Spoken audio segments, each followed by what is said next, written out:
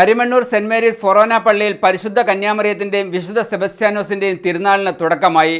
കിളിയറ കപ്പേളയിലെ തിരുനാളിന് തുടക്കം കുറിച്ച് വികാരി ഫാദർ സ്റ്റാൻലി പുൽപ്രയിൽ കൊടിയേറ്റ് കർമ്മം നിർവഹിച്ചു.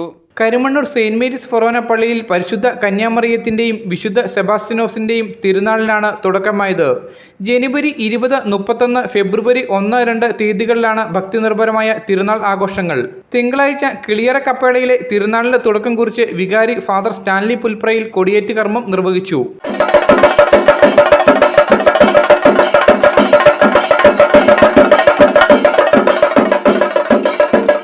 തുടർന്ന് നടന്ന തിരുനാൾ കുർബാനയ്ക്ക് ഫാദർ കുര്യൻ പുത്തൻപുര CMI മുഖ്യ കാർമ്മികത്വം വഹിച്ചു.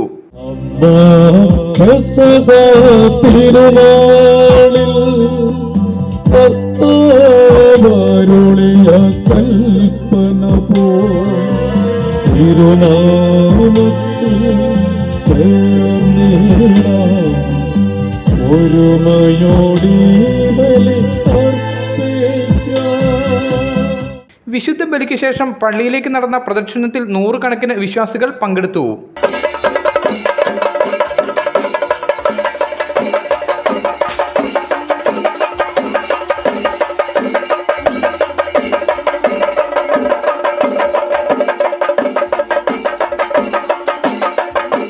പള്ളിയിൽ നടന്ന സമാപന പ്രാർത്ഥനയോടെയും സ്നേഹവിരുന്നോടെയും കിളിയറ കപ്പേളയിലെ തിരുനാളിന് സമാപനം കുറിക്കുകയും ചെയ്തു.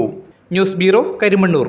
എല്ലായിടത്തും വൈഫൈ, എല്ലാത്തും ഇന്റർനെറ്റായേ, നാട് മുഴുവൻ ഡിജിറ്റൽ, നാട്ടാരെല്ലാം ബ്രൗസിംഗിലാണ്. എന്നാ സ്പീഡാ കേരള വിഷൻ, എല്ലാവർക്കും ഇന്റർനെറ്റാ, എല്ലായിടത്തും നെറ്റാ. കേരള വിഷൻ നവകേരള പ്ലാൻ വെറും 199 രൂപയ്ക്ക്.